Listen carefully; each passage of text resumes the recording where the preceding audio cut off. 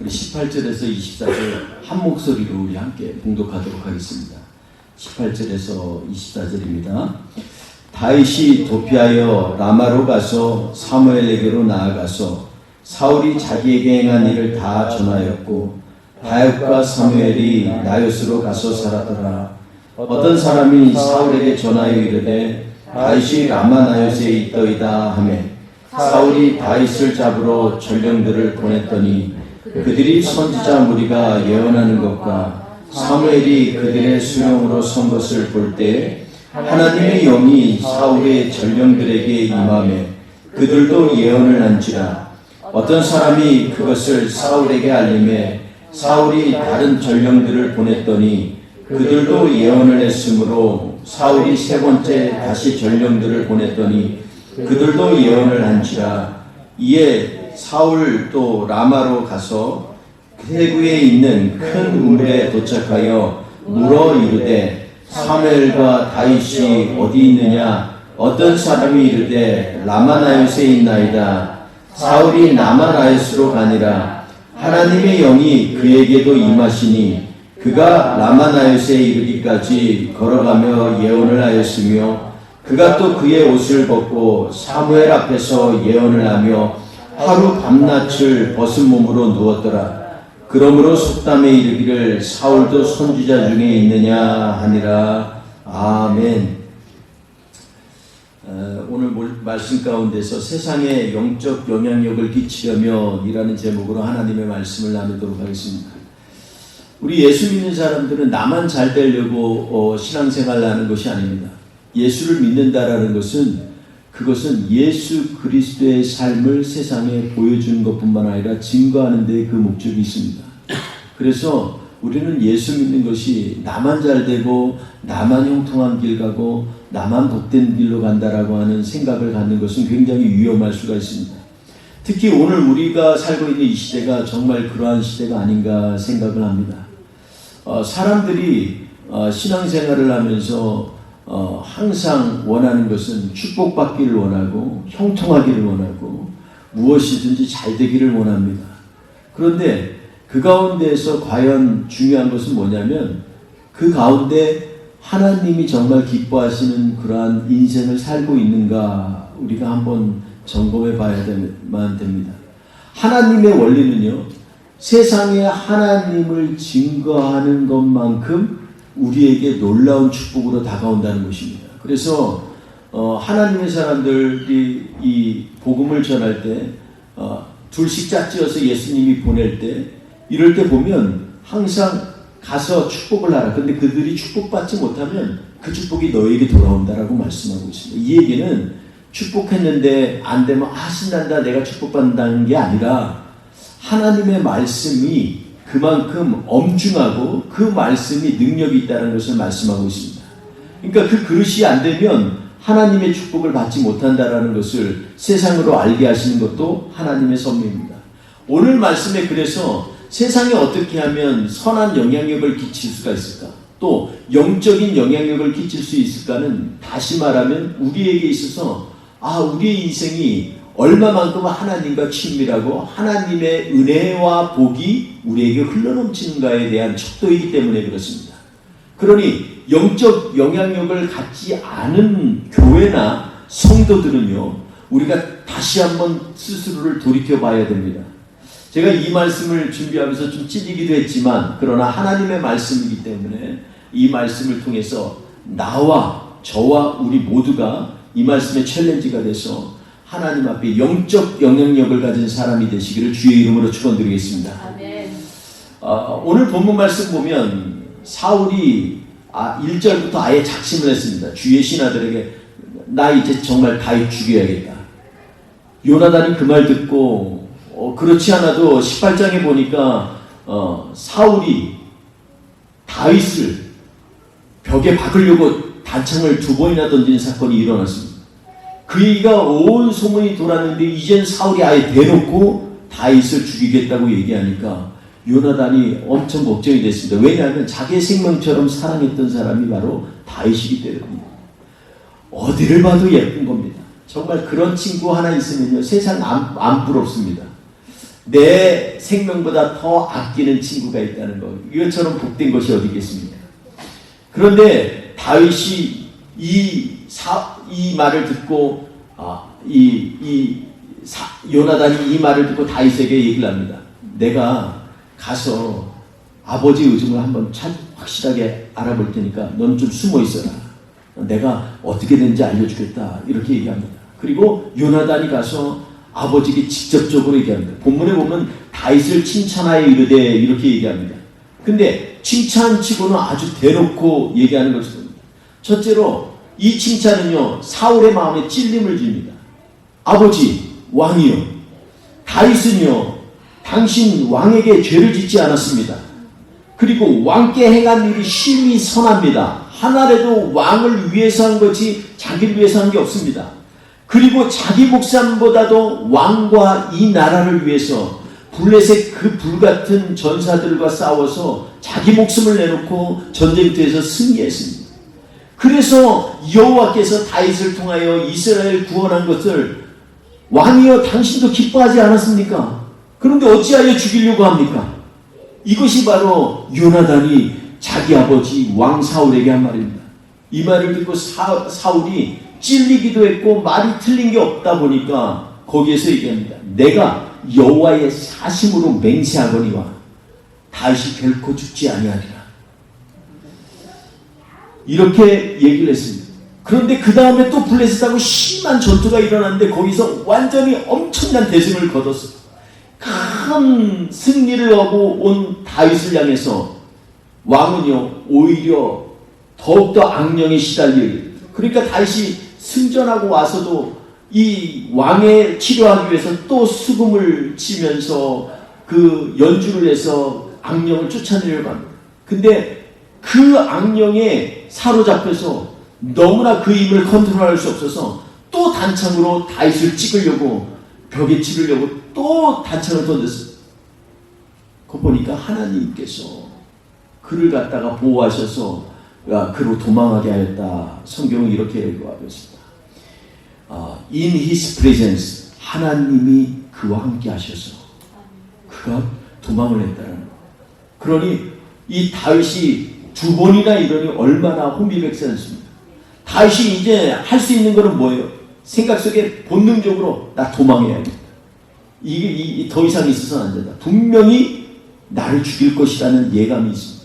그래서 집으로 갔습니다. 그런데 도망갈 틈도 안 주고 집 근처에 갑자기 병사들이 쫙 둘러쓴 거예요. 그리고 사울이 얘기합니다. 아침이 됐거든 잡아와라. 그래서 죽여야겠다. 안에서 그의 아내 미갈이 얘기합니다. 당신 오늘 당신 생명을 구하지 않으면 내일 당신은 죽게 됩니다. 그거 알지 못합니까? 그래서 창으로 내려올리는 걸 보게 됩니다. 저는 미갈이라는 이름이 사실 한글로만 계속 읽었지 이게 영어로 읽으니까 마이클이더라고요. 그래서 나는 여자 이름이 마이클이 있어서 마이클 잭슨 이 생각밖에 안 들어서 마이클 왜 남자 이름으로 여자를 부르지 이랬는데 알고 보니까 이 미갈이라는 이름이 영어로 마이클입니다. 그래서 이 마이클이 결국은 이 겉에 이 아이돌을 세워가지고 위에다가 염소 머리털을 해가지고 사람이 누워있는 것처럼 해놓고서 남편 다윗을 갖다가 도망치게 했습니다. 그리고 나서 이 왕이 다시 전령을 보내서 어디 있느냐 그랬더니 다시 지금 아픕니다. 남편이 알아서 누워있습니다. 봐보세요. 누워있어요. 전령이 보고 다시 왕한테 얘기합니다. 그랬더니 침상체를 끌고 와라. 내가 죽이겠다. 그 침상체를 끌고 왔어요. 이미 알았습니다. 왕이 너무 분노했어요. 딸한테 너는 내 대적을 이렇게 놓아보냈으니 네가 내 딸이냐? 하면서 이렇게 신문합니다. 얘기합니다. 제가요 그게 아니라 다윗이 말하기를 내가 너를 죽일 일이 뭐가 있느냐 이렇게 얘기합니다. 그러니 내가 무서워서 어떻게 다윗이 도망갔다고 얘기할 수 있겠습니까? 다윗이 도망가고 저는 두려웠어요. 이렇게 얘기하는 겁니다. 그래서 사울이 너무나 분해 있었어요. 근데 중요한 것은 이제부터입니다. 다윗이 어디로 갔냐라는 것이 정말로 중요합니다. 다윗은 지금 이제 갈 곳이 없어요. 모든 신하들에게 아예 공개적으로 이제 사울은 다윗을 죽이라고 얘기합니다. 갈 데가 없어요.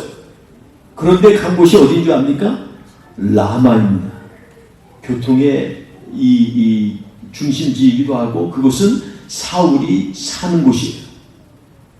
사실 거기에 간다는 것은 이것은 우리의 인간적인 것으로 이해가 안 됩니다. 왜냐하면 뻔히 다 소문날 수 있는 곳이고 사람들이 재빨리 군사들이 와서 잡을 수 있는 곳인데 왜 거기가 있겠습니까?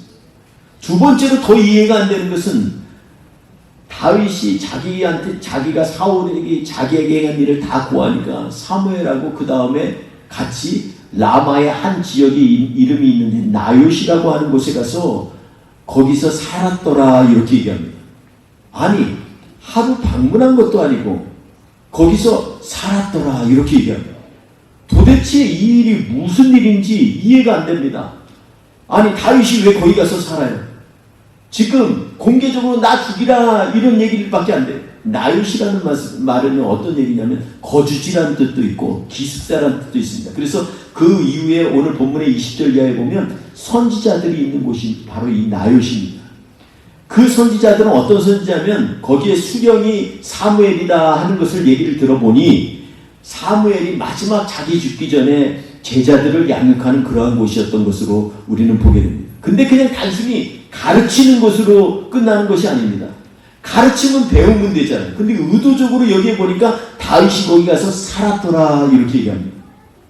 다윗이 왜 거기 가서 살까요? 그 공동체가 얼마나 대단하게 왜 거기 가서 살까요? 그리고 거기에서 사는 곳에 왜 다윗은 자기의 목숨을 내놓고 거기 있을까요?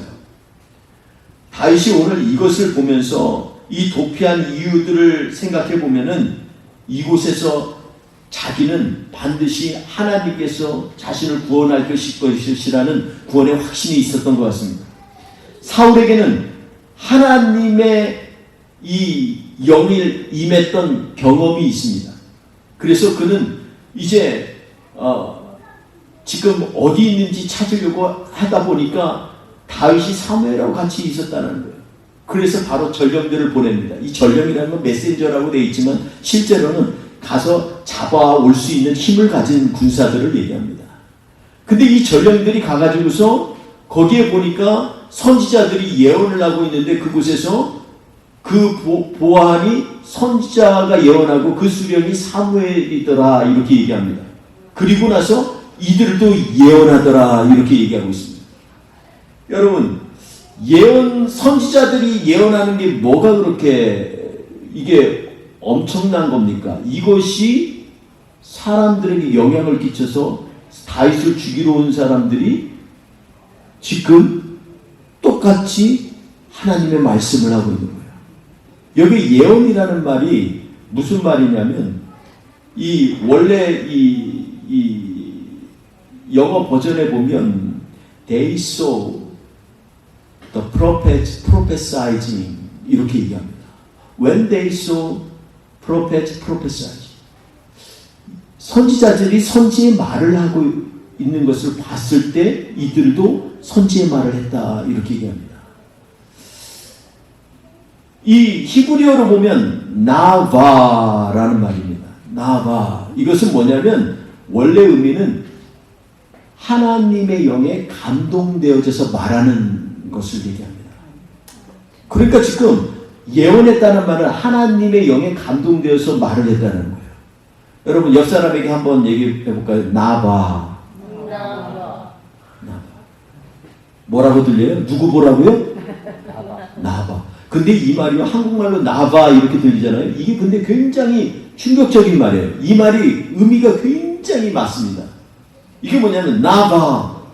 이건 뭐냐면 나를 보라는 거예요. 고린도전서 11장 1절에 보면 바울 사도가 뭐라 그러냐면 내가 예수 그리스도를 따라 사는 것 같이 너희도 나를 본받으라 얘기합니다.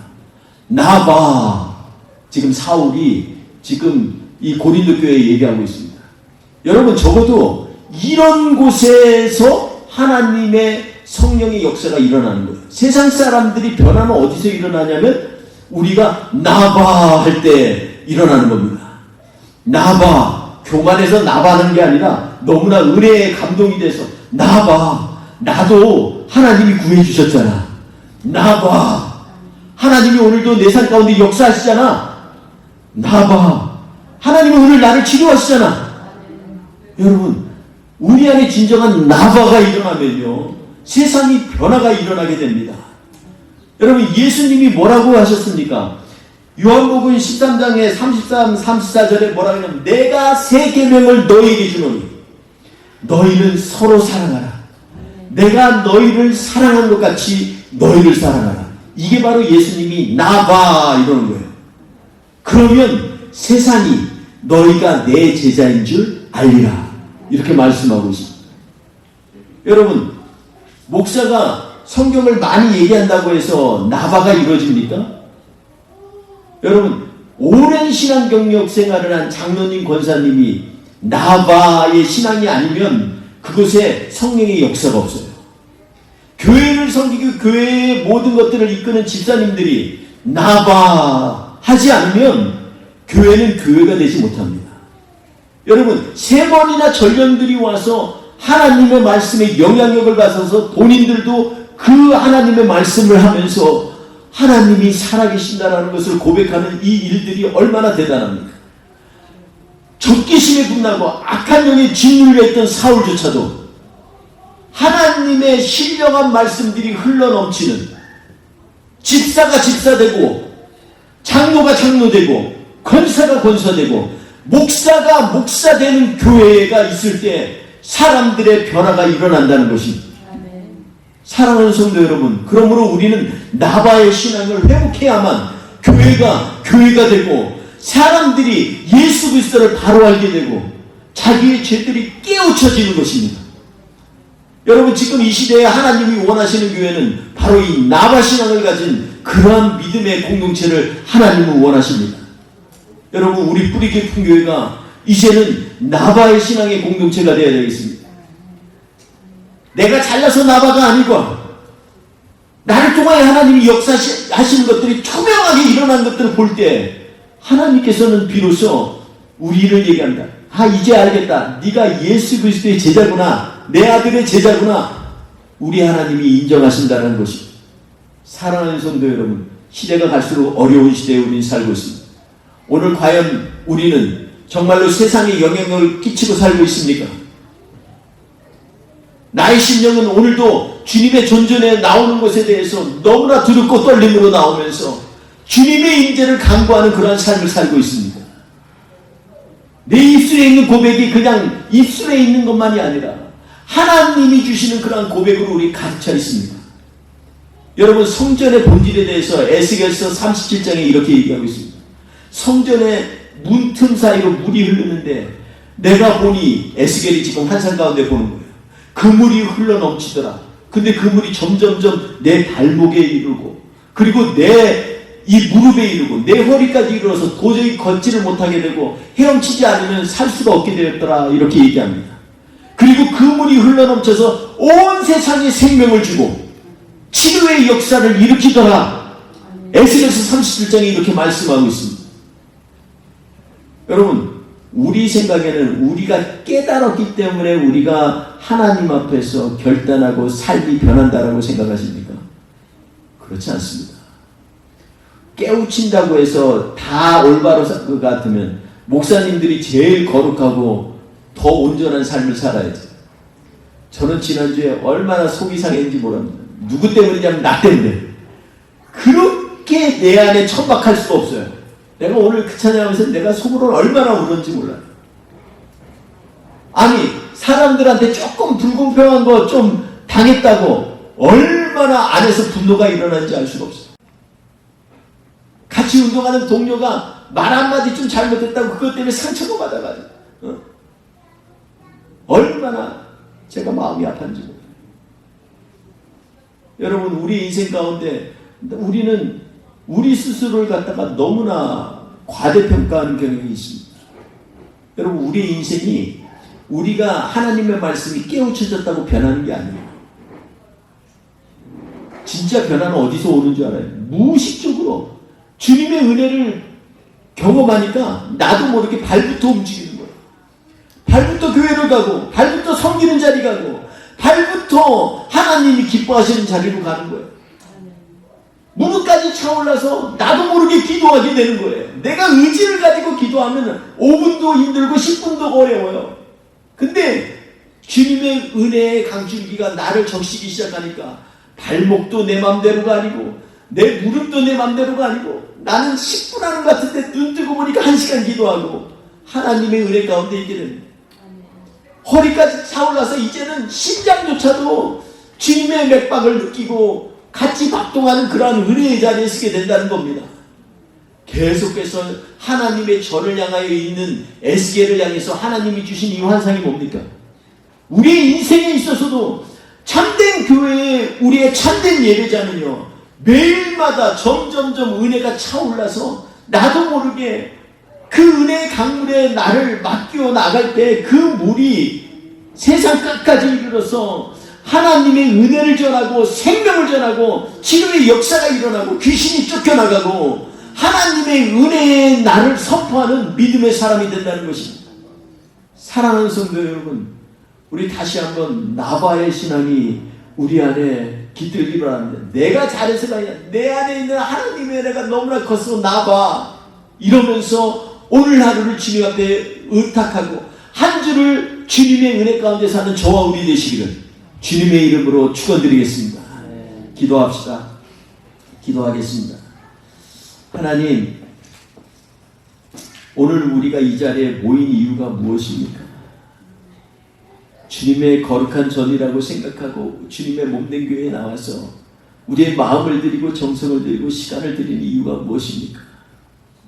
주님이 우리를 너무나 사랑하셔서 우리를 사랑하신 것 같이 너희도 서로를 사랑하라고 하신 주님, 우리에게 하나님의 예언의 영을 부어주셔서 나바의 신앙이 회복되게 하여 주옵소서. 내 머리가 먼저 아는 것보다 더 먼저 내 마음과 내 본능이 주님의 은혜 때문에 감격해서 나도 모르게 행동이 바뀌고 습관이 바뀌고 보는 시각이 바뀌는 하나님의 사람 되게 하여 주시옵소서. 이 한 주도 주님 앞에 의뢰합니다. 주님 역사하여 주옵소서. 주님이 오늘 이 자리에 함께 하실 줄 믿습니다. 우리 이 시간에 믿음으로 주님 앞에 찬양하면서 다시 한번 주님, 우리를 위하여 보혈을 흘려주신 어린 양 예수 따라갑니다. 주님 생명으로 바꾸신 우리를 그만큼 사랑하신 주님을 우리도 사랑하며 나아갑니다. 주님 그 감격으로 주님을 높여드리기 원합니다. 우리 같이 이 시간에 하나님을 찬양하며 나아갑니다. 오늘 이 자리에 우리를 위해 어린 양 예수 따라가는 우리 되게 하소서. 아멘. 성령의 충만한 임재, 성령의 충만한 임재 아래 모든 것 우리는 밝아져서 주를 보게 하소서. 당신의 겸손함, 당신의 거룩함, 당신의 정직함 우리에게 보이사라. 내 안에 교만함, 내 안에 정박함, 내 안에 거짓을 모두 벗어버리시네. 당신의 겸손함, 당신의 거룩함, 당신의 정직함 우리에게 보이사. 내 안에 교만함, 내 안에 정박함, 내 안에 거짓을 모두 벗어버리고 어린 양 예수 따라가는 우리 되게 하소서. 어린 양 예수 따라갑니다.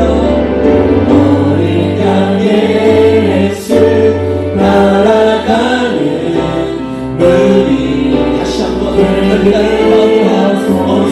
예수 따라갑니다. 주님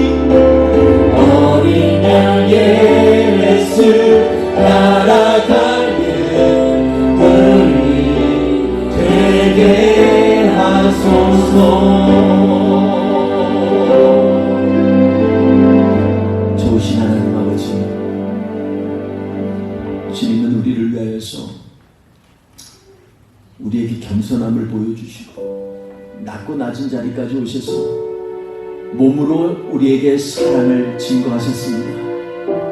그 사랑이 우리 안에 정말 차고 넘치게 하여 주옵소서. 그 은혜가 너무 커서 감격하며 한 주를 보내고 한 달을 보내고 하나를 보낼 수 있는 믿음의 공동체 되게 하여 주시옵소서. 하나님, 교회가 너무나 힘이 없습니다. 하나님 아버지, 이 라마나요스에 있었던 하나님 선지자들 무리처럼 하나님 세상을 향해서 강한 영향력을 끼칠 수 있는 교회가 되게 하여 주시옵소서. 주님, 주님께서 임재하시고 주님께서 은혜 주시는 하나님의 믿음의 사람들 되게 하여 주옵소서. 목사가 목사답게, 장로와 장로답게, 권사가 권사답게, 집사가 집사답게, 성도가 성도답게 서 있는 믿음의 교회 되게 하여 주시옵소서. 나바의 신앙이 회복되어지는 역사가 우리 안에 있게 하여 주옵소서. 간절히 예수님의 이름으로 기도합니다. 아멘. 지금은 우리 구주 예수 그리스도의 은혜와 아버지 하나님의 극진하신 사랑하심과 성령님의 동행하시고 능력으로 역사하시는 이 시간에 하나님 앞에 내 의지를 내려놓고 지혜의 은혜로 차고 넘쳐서 믿음의 공동체 되기를 원하는 하나님의 백성, 뿌리 깊은 교회 모든 성도님들 머리 위에 지금부터 영원토록 함께 하시길 간절히 축원하옵나이다. 아멘.